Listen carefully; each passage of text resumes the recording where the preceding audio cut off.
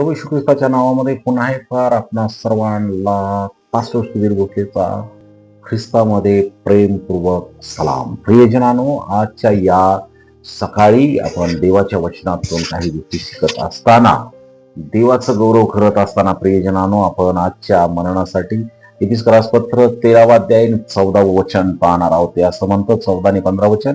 या कारणास्तव स्वर्गातील व पृथ्वीवरील प्रत्येक वंशास ज्या पित्यावरून नाव देण्यात येते त्या पित्यासमोर मी गुडघे टेकून अशी विनंती करीतो की.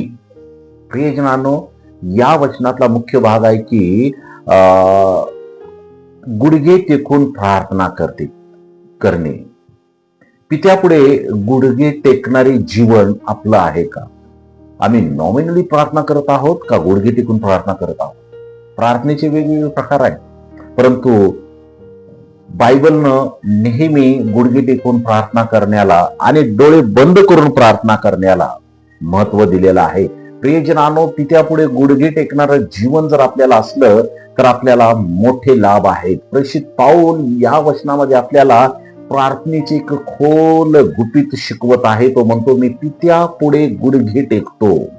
प्रियजनांनो, हे फक्त शारीरिक कृती असण्याचं वर्णन नाही की तो जे काय करत आहे त्याबद्दल त्याला सांगायचं नाही, तर तो याबद्दल सांगत आहे की या गुडघे टेकण्याद्वारे आमची पूर्ण नम्रता, देवावर असलेलं अवलंबत्व आणि विश्वासाचे प्रतीक म्हणून या गुडघे टेकीच्या प्रार्थनेला पाहिलं जातं. गुडघे टेकणे हे नम्रतेचे चिन्ह आहे. गुडघे टेकून प्रार्थना करणे हे नम्रतेचे चिन्ह आहे. गुडघे टेकणे म्हणजे स्वतःच्या सामर्थ्यावर, शक्तीवर किंवा स्वतःच्या जोरावर नव्हे तर देवाच्या सामर्थ्यावर विश्वास ठेवणं, असा त्या गुडघे टेकण्याचा अर्थ होतो. आणि म्हणून ज्या वेळेस मनुष्य प्रार्थना गुडघे टेकून करतो त्यावेळेस तो देवावर पूर्णपणे अवलंबून आहे हे त्यातून तो दर्शवत असतो. पाऊल एक महान सेवक असून सुद्धा स्वतःला उंच किंवा मोठा किंवा सामर्थ्यशाली मानत नाही. मी मागच्या व्हिडिओमध्ये सांगितलेलं आहे की पाऊलामध्ये किती सामर्थ्य होतं. त्याच्या प्रार्थनेनं लोक बरं होत होते, त्याच्या प्रार्थनेनं लोकांच्या मधून भूत निघत होते, त्याच्या प्रार्थनेनं मेलेले माणसं सुद्धा उठत होते. इतका सामर्थ्यशाली पाऊल होता. परंतु प्रियजनांनो, हा इतका सामर्थ्यानं भरलेला, पवित्र आत्म्यानं भरलेला हा देवाचा सेवक स्वतःला इतका मोठा मानत नाही, तर तो नेहमी गुडघे टेकून प्रार्थना करण्यावरती भर देतो आणि तो देवापुढे नम्र होतो. या वचनातून आपल्याला दिसतं देव नम्र हृदयाकडे कान देत असतो. प्रियजनांनो, हे पाऊलाला माहित होतं. देव जो आहे तो नम्र जनांच्याकडे, नम्रतेनं चालणाऱ्यांच्याकडे, गुडघे टेकून प्रार्थना करणाऱ्यांच्याकडे विशेष लक्ष देतो, हे पाऊलाला माहित होते. आणि म्हणून प्रियजनांनो, या वचनामध्ये अनेक गोष्ट आम्ही पाहतो की ती गोष्ट म्हणजे पिता आणि त्याच्यामध्ये असलेलं नातं. पाऊल देवाला पिता म्हणतो. याचा अर्थ काय आहे? देव त्याच्यापासून दूर नाही किंवा तो देवापासून दूर नाही. कठोर न्यायाधीश असा देवाला नेहमी सैतानाद्वारे सादर करण्यात आलेला आहे, परंतु देव कठोर नाही तर प्रेमळ पिता आहे. आणि त्याचं माझं मनुष्याचं आणि त्याचं नातं अगदी सुलभपणे प्रस्थापित होऊ शकतं. या अर्थानं तो म्हणतो की हे माझ्या पित्या किंवा माझ्या स्वर्गातील पित्या. प्रियजनांनो, आपण घाबरत किंवा एक भीतीनं नव्हे तर विश्वासाने आणि प्रेमाने परमेश्वरापुढे येऊ शकतो. परमेश्वराच्या समोर येण्यासाठी आम्हाला घाबरण्याचे कारण नाही. आम्ही पापी आहोत हे आम्हाला माहित आहे, आम्ही जाणतो, परंतु आम्हाला त्याच्या समोर येण्यासाठी, गुडघे टेकण्यासाठी कोणत्याही प्रकारचा संकोच करण्याचं कारण नाही, कारण पिता हा प्रेमळ आहे. God is love. आणि म्हणून प्रियजनांनो, आम्हाला परमेश्वराजवळ सतत येणं हे खूप महत्वाची बाब आपल्यासाठी मानले जाते. प्रियजनांनो, आम्ही पाहतो की प्रार्थना हे सामर्थ्याचं स्रोत आहे. ख्रिस्ती लाईफ मध्ये प्रार्थना खूप महत्वाची आहे. इफिसकरास पत्र 3रा अध्याय 16 ते 19 वचनामध्ये पाऊल प्रार्थना करतो की विश्वासणाऱ्यांना अंतकरणात सामर्थ्य मिळावं. तो प्रार्थना करतो की ख्रिस्ताचे प्रेम त्यांना ओळखता यावे. तो प्रार्थना करतो की देवाची परिपूर्णतेने देवाच्या परिपूर्णतेने ते भरून जावेत. किती सुंदर त्या ठिकाणी पाऊल प्रार्थना करत आहे. किती सुंदर त्याची प्रार्थना आपल्याला या वचनांच्या मध्ये पाहावयास मिळते. प्रियजनानो, प्रार्थना आपल्याला बदलते.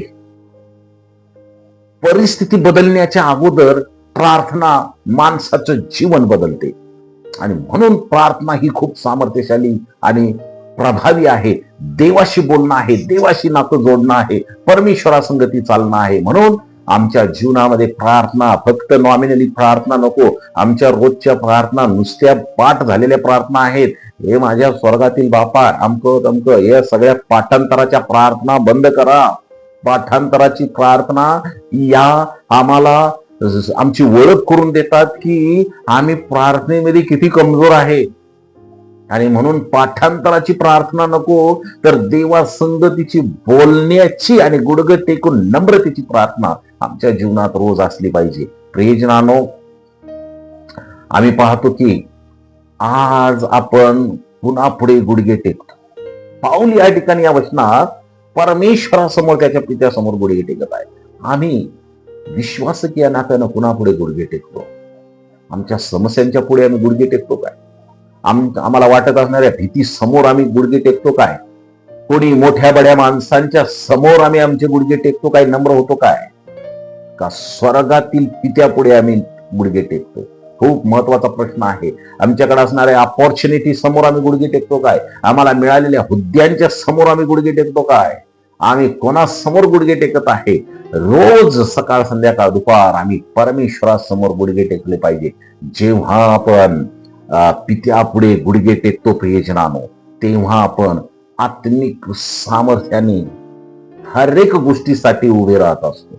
आणि म्हणून प्रियजनानो, गुडघे टेकणे, प्रार्थनेमध्ये गुडघे टेकणे म्हणजेच देवासमोर नम्र होणे आणि पूर्णपणे मी देवा तुझ्याजवळ तुझ्यावरती अवलंबून आहे हे आपल्या कृतीद्वारे प्रदर्शित करणं हे खूप महत्वाची बाब आहे.